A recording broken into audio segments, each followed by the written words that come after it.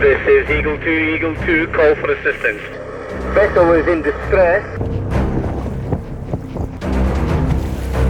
All crew, get ready to rescue. Get ready to rescue.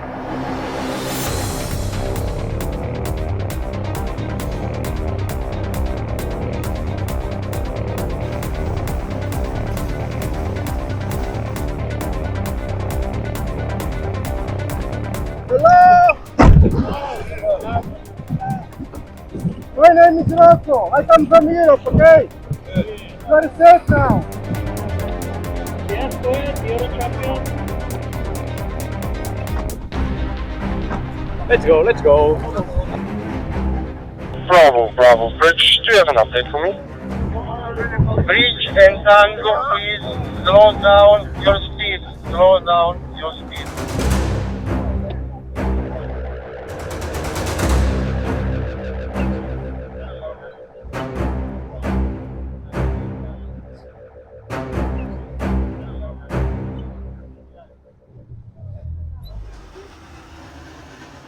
ভূমধ্যসাগরের সবচেয়ে বড় দ্বীপ Sicily. Sunil সাগর, বালুকাময় সৈকত আর বছর জুড়ে উষ্ণ আবহাওয়ার টানে পৃথিবীর নানা প্রান্ত থেকে পর্যটকেরা ভিড় জমান ইউরোপের এই দ্বীপে। কিন্তু সাগরের অপর প্রান্তে আফ্রিকায় প্রতিনিয়ত কী ঘটে চলেছে তা জানেন না অনেকেই। ৮ বছর আগে ভূমধ্যসাগর পাড়ি দিয়ে ইটালিতে আসা এই অভিবাসীর কাছে ভূমধ্যসাগরের দুই পাড়ে সম্পূর্ণ ভিন্ন দুই জগৎ।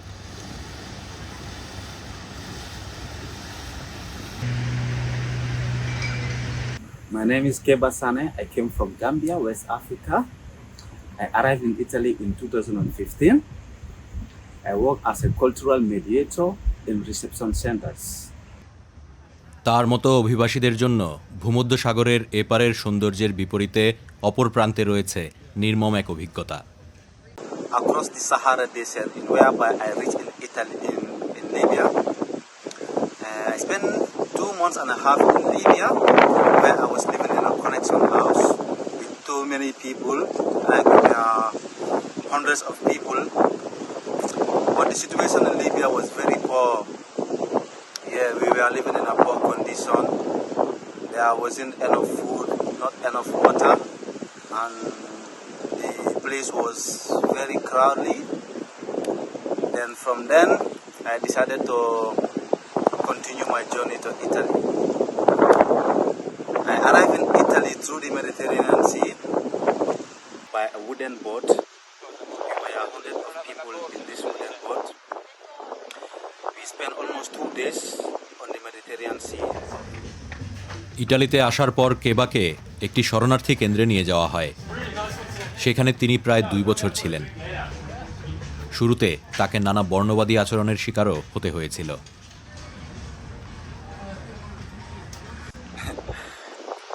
One day I went outside to have a small walk. For me, I'm from a different culture.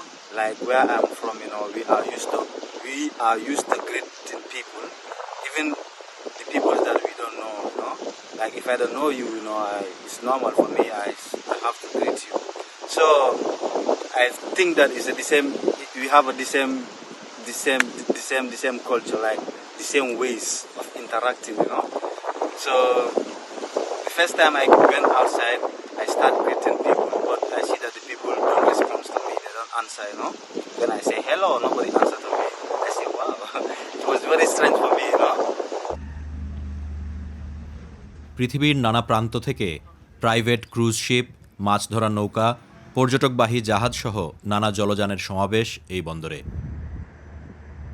একদিকে যখন চলছে জীবনের আনন্দ উপভোগের নানা আয়োজন, অন্যদিকে সিসিলির এই সিরাকুজা বন্দরেই আরেকটি জাহাজে চলছে জীবন বাঁচানোর প্রস্তুতি। ইটালিয়ান ভাষা শেখার পর এখন কেবার পরিস্থিতির অনেকটাই উন্নতি হয়েছে। ইটালিতে তার অনেক নতুন বন্ধুও হয়েছে। আর সেই বন্ধুদের সূত্রেই তিনি কাজ করছেন সিরাকুজা বন্দর থেকে ভূমধ্যসাগরে যাত্রার প্রস্তুতি নেয়া এক বেসরকারি অভিবাসী উদ্ধারকারী জাহাজে। কিন্তু দুর্দশাগ্রস্ত মানুষকে উদ্ধার করা তো সরকারের কাজ। এনজিওগুলোকে কেন যেতে হচ্ছে ভূমধ্যসাগরে? We are doing this job because it's not done by the governments, and we as civil society think it's our duty to step up if governments are breaching human rights and lacking on following their own laws. And we saw that a lot of people are dying in the Central Med. We have since 2014 there are more than 26,000 people died in front of European borders. The Central Med is an external border of the EU, and it turned into a mass grave, and we decided that this is not possible, that we want to step up. Cable Europe নয়, Africa এমনকি দক্ষিণ আমেরিকার নানা দেশের নাগরিকেরা যোগ দিয়েছেন জাহাজটির এবারের যাত্রায়।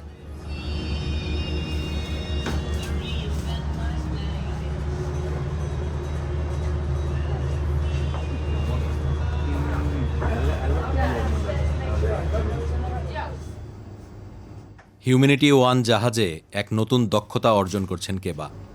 জাহাজের এই রান্নাঘরে এখন কেবল উদ্ধারকারীদের জন্য খাবার রান্না হচ্ছে।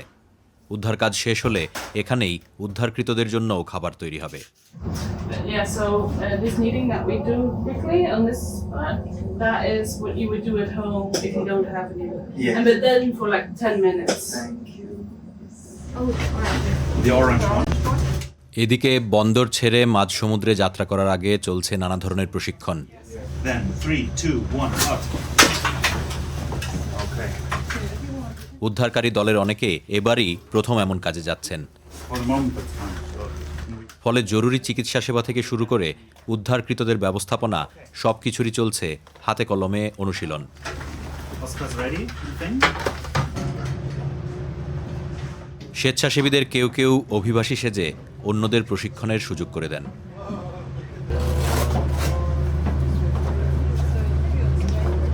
কেবল সাগর থেকে মানুষকে উদ্ধার করে নিয়ে আসা নয়, উদ্ধারের পরও জাহাজে তাদের অবস্থান যতটা সম্ভব মানবিক করে তোলা যায় সেটিই লক্ষ্য। ব্যক্তিগত কাজের কারণে কেবা এবার উদ্ধার কাজে সামিল হতে পারছেন না, তবে শিগগিরই ফিরে আসার পরিকল্পনা রয়েছে তার।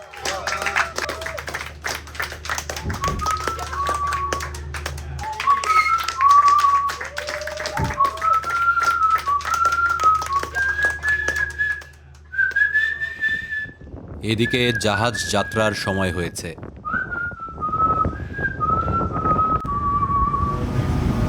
তবে ইটালির জলসীমা ছাড়িয়ে আন্তর্জাতিক জলসীমায় যাওয়ার পথে আরও কিছু প্রশিক্ষণের প্রয়োজন। এবার প্রশিক্ষণ হবে মাঝ সমুদ্রে। জাহাজে রয়েছে দুটি রিজিড হাল ইনফ্লেটেবল বোট বা সংক্ষেপে রিব। দ্রুতগতির এই নৌকাগুলোর একটির সাংকেতিক নাম ব্রাভো, অন্যটি ট্যাঙ্গো। দুর্দশাগ্রস্ত নৌকার সন্ধান পেলে দ্রুত এই দুটিকেই জলে নামানো হয় উদ্ধার কাজের জন্য। এই দলের দলনেতা রোকো। রোকোর কাছে এই ধরনের অভিযান নতুন নয়, কিন্তু তার দলের অনেকেই এবারই প্রথম এমন কাজে নাম লিখিয়েছেন। যত দ্রুত সম্ভব সব পরিস্থিতির জন্য তাদের তৈরি করে তুলতে চান রোকো। So you have been training for a long time. First you gave the theoretical training, and now you are doing. You are actually trying to create all kinds of scenarios. Yes. What is your target actually? What do you want to achieve with this training? The first thing is for me, I need to test all crew for different position because we come from a different experience, so different background. I need to test them. I need to test the device as well to perform the best rescue. So we can try in these days many different scenarios because we don't know what we can find in a real situation. So we need to be ready for a different kind of different scenario, different rescues. দীর্ঘদিনের search and রেস্কিউয়ের অভিজ্ঞতা সম্পন্ন রোকোর কাছে এখনও প্রতিটি উদ্ধার অভিযানই এক একটি নতুন চ্যালেঞ্জ নিয়ে হাজির হয়।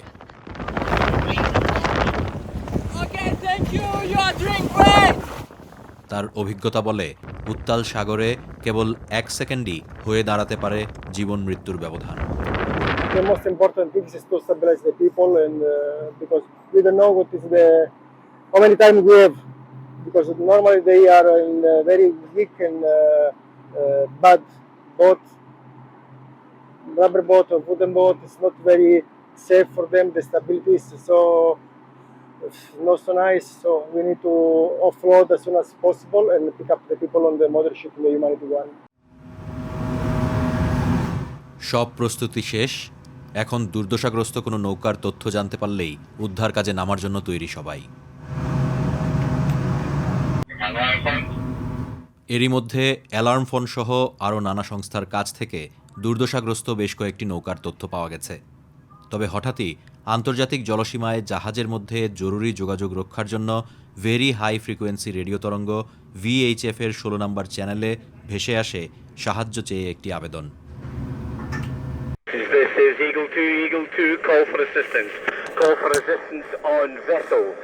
In position 344724 north 130043 east. Vessel is in distress. Passengers on board. Approximately 15 to 20 people on board. বার্তাটি এসেছে ইউরোপীয় ইউনিয়নের সীমান্তরক্ষী সংস্থা ফ্রন্টেক্সের নজরদারি বিমান ইগল 2 থেকে। It's always depending on how we decide where we go to, mostly about the closest land and also the closest distance to us. We would always go for the one that is more close and more convenient to us, but we also take in account if already authorities are taking action to rescue or to launch a rescue operation to help people in distress. So in this case also military aircraft notified obviously you and the authorities of different, like obviously Malta, because it's the Maltese zone. Yeah, we don't have information if they issued any other than the Mayday relay on channel 16, but the Mayday relay on channel 16 is open for every ship in the vicinity and also overheard by authorities on land. So Malta should be aware, and of course we also informed Malta as well as Italy about our intentions via email. অভিযোগ রয়েছে দুর্দশাগ্রস্ত কোনো নৌকাকেই সহায়তায় এগিয়ে আসে না মাল্টা কর্তৃপক্ষ। এবারও তার ব্যতিক্রম ঘটেনি, মাল্টার কাছ থেকে আসেনি কোনো উত্তর। আগে পাওয়া তথ্য অনুযায়ী নির্দিষ্ট স্থানে পৌঁছে গেছে জাহাজ। এবার চলছে নৌকাটির সন্ধান।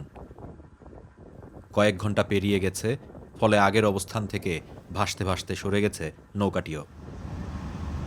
খোঁজ মিলেছে নৌকাটির, ওয়াকিটকিতে ভেসে এলো ক্যাপ্টেনের উদ্ধার প্রস্তুতির বার্তা। All crew, get ready to rescue. Get ready to rescue. Meeting on the main deck in 5 minutes.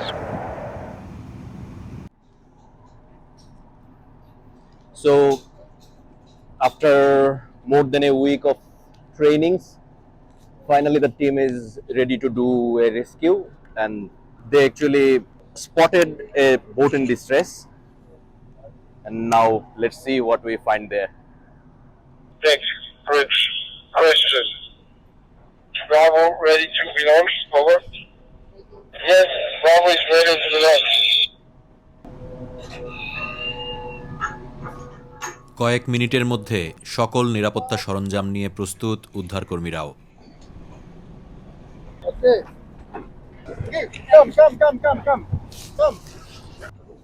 তবে দিনের আলোতে উদ্ধার কাজ যতটা সহজ, রাতের অন্ধকার সেটিকে অনেকটাই কঠিন করে তোলে।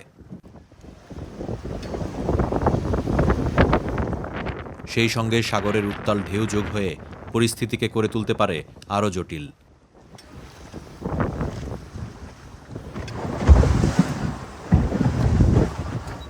অবশেষে খোঁজ পাওয়া গেছে দুর্দশাগ্রস্ত নৌকাটির।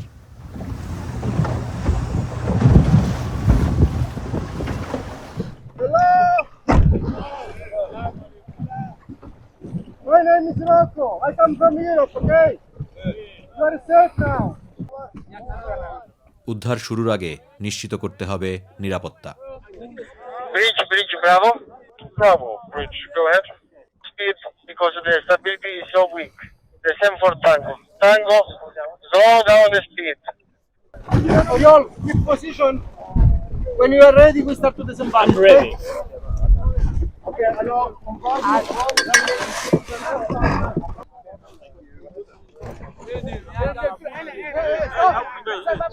Bravo. Bridge, question. How many people on board? Over.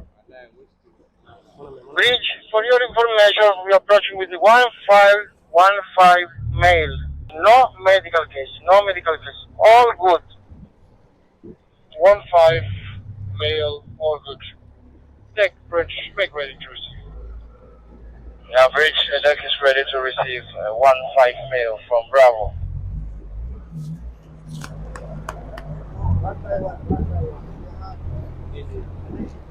কয়েকদিন ধরে সাগরে ভাসতে থাকায় উদ্ধারকৃতদের বেশিরভাগই ভুগছেন জলশূন্যতায়। তবে বড় কোনো জটিলতা না থাকায় প্রাথমিক চিকিৎসাতেই আপাতত সেটির সমাধান করা গেছে।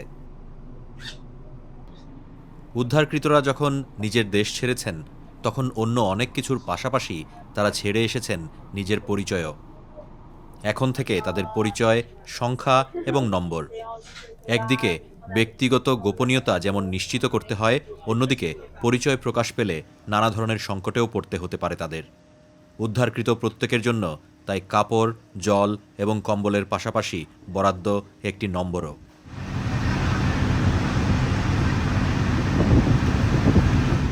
নতুন সকাল এক নতুন জীবনের সন্ধান নিয়ে এসেছে। নিজের জন্য ৬১ নম্বর বরাদ্দ পাওয়া ওমর এসেছেন গাম্বিয়া থেকে। ওমর তার ছদ্মনাম। কেমন ছিল তার যাত্রা, শোনা যাক তার মুখ থেকেই। For us, we have to take the byway from Mali, Senegal, Algeria, Tunisia. Then you cross. Before reaching Tunisia, you suffer a lot. Some people die in the desert. Many people die in the desert. Not even to talk less of the sea. Hundreds of people die in the sea. Thousands die in the sea. But the desert only is difficult. কিন্তু মাত্র 14 বছর বয়সে জীবনের ঝুঁকি নিয়ে সাহারা মরুভূমি এবং ভূমধ্যসাগর পাড়ি দেওয়ার মতো সিদ্ধান্ত কেন নিতে হলো তাকে? One of the reasons was my education. I want to finish my education, and second, things were really hard for me and my family, and I wanted to complete my career as a footballer, and I do soccer, and I think that's the best talent I have. Being in the Gambia, I cannot continue my career and focus on my career, because you have to go to school, you have to do work, you have to, do something to earn something, but it doesn't go with the football. Because football, you have to do only football as a career, but in Africa you cannot do it, because you need to work to have something to eat, to feed your family, to feed yourself, to buy some stuffs you need. Yeah. Who is your favorite footballer? Frank Lampard, and Chelsea is my favorite team. Chelsea? Yeah, really. Yeah. Nice. জাহাজের মধ্যেও ফুটবলের প্রতি ভালোবাসা ভুলেননি ওমর। কয়েকজন বন্ধু জোগাড় করে শুরু করেছেন খেলা। তার মতো আরও কয়েকজন অপ্রাপ্তবয়স্কের জন্য ছবি আঁকার ব্যবস্থা করা হয়েছে। লাল নীল রঙে অন্যরা যখন সাদা কাগজকে স্বপ্নের রূপ দিচ্ছেন, অনেকের মনে এখনও রয়ে গেছে উত্তাল সাগরের আতঙ্ক। হঠাৎই আরেকটি দুর্দশাগ্রস্ত নৌকার সন্ধান পাওয়া গেছে। ওমরের বাকি গল্প শোনার আগে সেদিকে নজর দেয়া যাক। হিউম্যানিটি ওয়ানের কর্মীরা উদ্ধারের প্রস্তুতি নিলেও আশেপাশেই ছিল ইটালির কোস্টগার্ডের একটি মোটর বোট। কোস্টগার্ড জানায় এই অভিবাসীদের তারাই উদ্ধার করবে। তবে ইটালির কোস্টগার্ডের বিরুদ্ধে অভিযোগ রয়েছে অনেক ক্ষেত্রে উদ্ধার না করে নৌকাগুলোকে আবার আফ্রিকার সীমানার দিকে ঠেলে দেয়ার। ফলে পুরোটা সময় পাশে দাঁড়িয়ে থেকে সতর্ক দৃষ্টিতে উদ্ধার কাজ পর্যবেক্ষণ করে হিউম্যানিটি ওয়ান।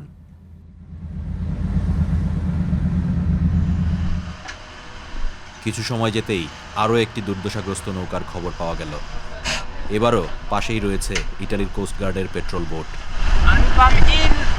কিন্তু সেটিতে পর্যাপ্ত জায়গা না থাকায় তারাই হিউম্যানিটি ওয়ানকে অনুরোধ জানিয়েছে নৌকার যাত্রীদের উদ্ধার করার।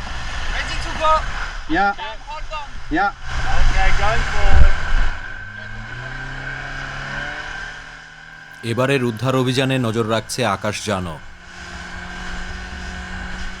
বিভিন্ন বেসরকারি সংস্থা যেমন জলপথে জাহাজ নিয়ে উদ্ধার অভিযান চালায়, আকাশপথে পাইলটদের নানা স্বেচ্ছাসেবী সংগঠনও দুর্দশাগ্রস্ত নৌকার তথ্য ও অবস্থান সংগ্রহ এবং পুশব্যাকের মতো বেআইনি কার্যক্রমের রেকর্ড রেখে সহায়তা করে।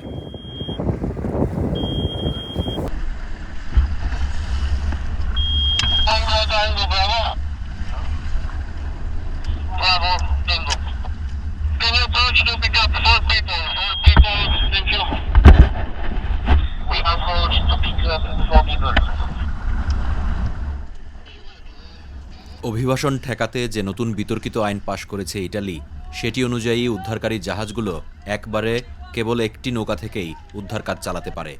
সেই নৌকার যাত্রীদের ইটালির বন্দরে নামানোর আগে আর কোনো উদ্ধারের অনুমতি নেই জাহাজগুলোর। এ নিয়ে মুখোমুখি অবস্থানে রয়েছে ইটালির সরকার এবং ইউরোপের মানবাধিকার সংস্থাগুলো। অনেক সংগঠন এই নিয়ম না মেনে একাধিক উদ্ধার কাজ পরিচালনা করায় জরিমানা এবং জাহাজ আটকের ঘটনাও ঘটেছে। তবে এই যাত্রায় সেই সমস্যার কোনো সম্ভাবনা নেই। ইটালির কোস্টগার্ড নিজেই চেয়েছে হিউম্যানিটি ওয়ানের সহযোগিতা।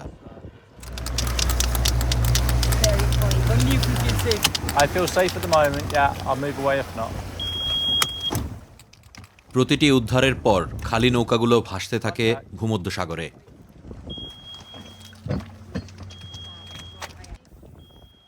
অন্যদের বোঝার সুবিধার্থে উদ্ধারকারী সংস্থা এবং উদ্ধারের তারিখ লিখে দেয়া হয় নৌকার গায়ে। এবারের অভিযানে উদ্ধারকৃতদের মধ্যে রয়েছেন বেশ কয়েকজন অপ্রাপ্তবয়স্ক এবং একজন গর্ভবতী নারী। আরও একটি সফল উদ্ধার অভিযান শেষ, কিন্তু জাহাজ থেকে খবর এসেছে প্রথম অভিযানে উদ্ধারকৃত দুজনের প্রয়োজন জরুরি চিকিৎসা।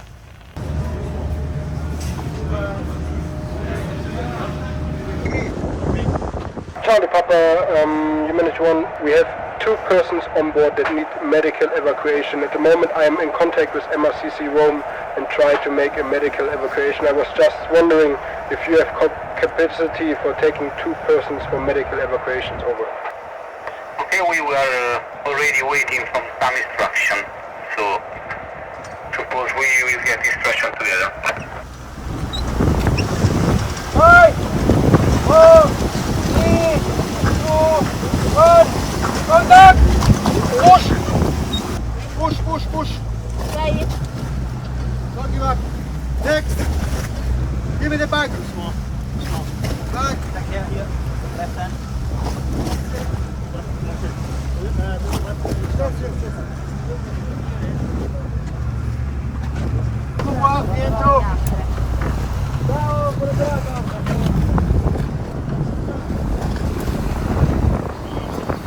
Okay, back. It's up to you. Bravo. Disembarkation complete. সাগর উত্তাল হয়ে উঠেছে। জাহাজে ফিরতে না ফিরতেই আরেকটি দুর্দশাগ্রস্ত নৌকার খবর পেয়ে দ্রুত রওনা হয়েছে ব্রাভো এবং ট্যাঙ্গো। এবার জাহাজের একেবারে কাছেই সন্ধান মিলেছে ডুবুডুবু এই লোহার তৈরি নৌকার। এই নৌকায় রয়েছে 2টি শিশুও।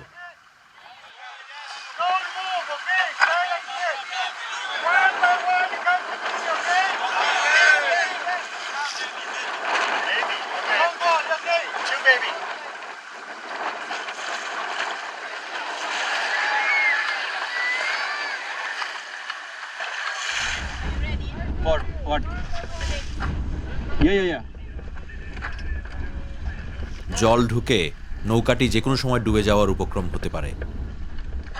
ফলে এবার আর লাইফ জ্যাকেট সরবরাহ করে সময় নষ্ট করতে চাননি দলনেতা রোকো। শুরুতেই তুলে নেওয়া হয় শিশুদের, এরপর একে একে মোট 37 জন। রাতেই আরও 2টি নৌকা থেকে উদ্ধার অভিযান চালানো হয়। 5টি অভিযানে উদ্ধারকৃতের সংখ্যা দাঁড়ায় 199 জনে। উদ্ধারকৃতরা সকলেই পশ্চিম আফ্রিকার বিভিন্ন দেশ থেকে শুরুতে সাহারা মরুভূমি পাড়ি দিয়ে উত্তর আফ্রিকা এবং তারপর ভূমধ্যসাগর পাড়ি দিয়ে ইটালির উদ্দেশ্যে রওনা হয়েছিলেন।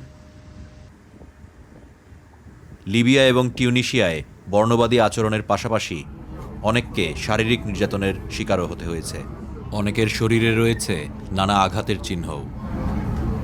2 বছরের শিশুকে নিয়ে এই বিপজ্জনক যাত্রার গল্প শুনুন আইভরি কোস্ট থেকে আসা ম্যারির কাছ থেকে। Nos pays n'est plus comme avant. Nos pays n'est plus en sécurité à cause des guerres. Il y a des viols, il y a des enfants. En tout cas, il y a des mariages. On nous subit parce qu'il n'y a plus de quoi à vivre chez nous. On nous donne des mariages précoces. Pour travailler, on met médicaments dans comprimés. Le mois fini, les Tunisiens, on les paye. Quand on garde notre enfant à la crèche, ils mettent les médicaments dans les médicaments pour donner aux enfants pour les faire dormir. Si on parle à la police s'en occupe pas. Une petite fille comme ça, tu t'en vas la déposer à la crèche. Souvent, on la frappe. Les enfants ils ont des blessures. Les Tunisiens, quand tu envoies les enfants à la crèche, ils frappent les enfants. Ce mois dernier où le président a parlé pour dire qu'il ne veut plus les Noirs chez lui, ma patronne me devait mon salaire. J'ai travaillé, elle ne m'a pas payé plus de 4 mois de salaire. Je suis partie réclamer mon salaire. Donc c'est pour ça j'ai traversé la mer pour venir à l'aventure pour une vie meilleure pour ma famille et pour mes enfants. Parce que সামনে নতুন আশা, এ নিয়ে আনন্দ আছে, কিন্তু ফেলে আসা দুঃসহ স্মৃতিও ওমরকে এখনো তাড়া করে।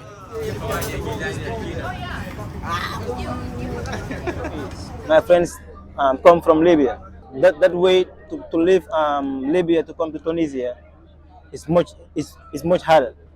Yeah, because there, if the Tunisian catch you, you have to jump. That way you have to jump grias upon grias, barrier upon barrier. So what happened there? You have to run. It's running. Through day, you run for 3 days, sometimes 2 days, and dogs will be just run. Dogs will be following at you. You have to run. If you stop, they will catch you. So if they catch you, there are 2 things involved. If they catch you, they're going to detain you and they will beat you mercilessly before leaving you to get back to Libya. Who beats? The Tunisian police beats. They beat mercilessly. They can beat you for 2 hours. They can beat you for 2 hours. So if they leave you to go back, you don't even have the mind to say, let me go back to Tunis. Yeah, because if you remember the beating they give to you, no. Or if you had your friend, they beat him. If you see him, you'll be afraid of going to Tunis. So you have to pay and pay and pay until one day you finally reach Tunisia. They don't sell rice for blacks. They only send 2 packets. Even if you 100 of people, they only send 2. No sugar for the blacks. The sugar is only for the Arabs. It's just some little shops, do sell it to the blacks. The cold-hearted to sell it to the blacks. When they want to sell it, they hide and sell it. They don't want even the other people to see them. But if they see them, they report them and they, detain them. Humanity 1 জাহাজটি এখন যে অবস্থানে রয়েছে সেখান থেকে কাছেই Sicily, কিন্তু আশেপাশের কোনো বন্দরে অনুমতি না দিয়ে জাহাজটিকে পাঠানো হচ্ছে প্রায় 1300 কিলোমিটার দূরে ইটালির অন্য প্রান্তের অর্তনা বন্দরে। ইটালি কর্তৃপক্ষের এমন সিদ্ধান্ত নিয়েও ক্ষোভ রয়েছে মানবাধিকার কর্মীদের। তবে অবশেষে কাঙ্ক্ষিত লক্ষ্যে পৌঁছাতে পারার খবর সবার মনেই আনন্দের বার্তা নিয়ে এসেছে।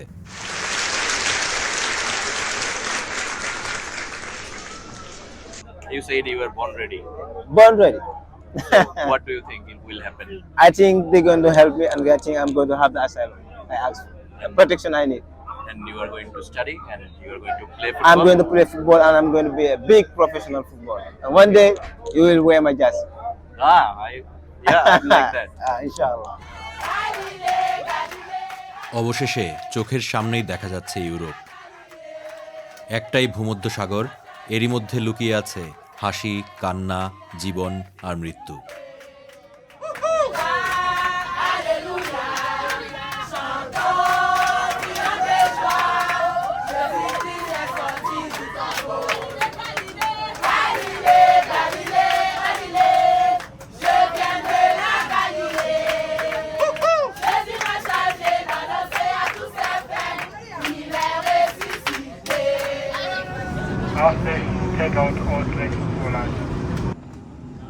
উদ্ধারকৃতদের নিয়ে যেতে রেড ক্রস সহ নানা সংস্থার সদস্যরা বন্দরে হাজির হয়েছেন। এখান থেকে সবাইকে নিয়ে যাওয়া হবে বিভিন্ন শরণার্থী অভ্যর্থনা কেন্দ্রে। আন্তর্জাতিক আইন অনুসারে তাদের সবারই রয়েছে ইটালিতে আশ্রয় প্রার্থনার অধিকার। একে একে সবাই নামলেন ইটালির মাটিতে। জাহাজের 61 নম্বর ওমর ইটালিতে পেলেন নতুন নম্বর 40। কে জানে, হয়তো শিগগিরই নিজের পছন্দের নম্বরসহ জার্সি গায়ে মাঠে খেলতে দেখা যাবে তাকে। সবাইকে নামানো শেষ হলে আবার যাত্রার প্রস্তুতি নেয় হিউম্যানিটি ওয়ান। সাধারণের চোখের আড়ালে ঘটে যাওয়া ঘটনাগুলো একটি প্রশ্নের জন্ম দেয়। সীমান্তবিহীন চলাচলের ইতিহাস তৈরি করা ইউরোপীয় ইউনিয়নের সীমান্তে ভূমধ্যসাগর কিভাবে পরিণত হয় মৃত্যুর সাগরে?